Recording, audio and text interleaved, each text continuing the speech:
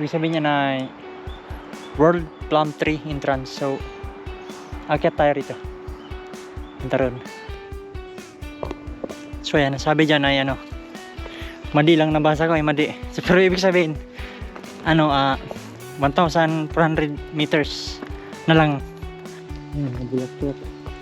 Actually, naglakad lang tayo for the purpose of for the sake of video. One eternity later. I think babiking ko na lang dahil mas hinihingal ako pag naglalakad. So, biking ko na lang. Ganda mag-bike dito. Yung mga malalakas umahon, panis to. Sarap. So, yan. 1,000 meters na lang. Actually, gapang lang tayo. Taas ng bangin. Nag-overshoot ka dito, diretso langit.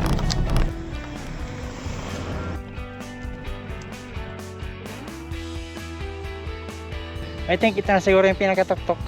Puntahan natin yan dyan banda. Ayan, taas sa tuktok na tayo. Actually, may monolith dito sa likod ko niya. Monolith.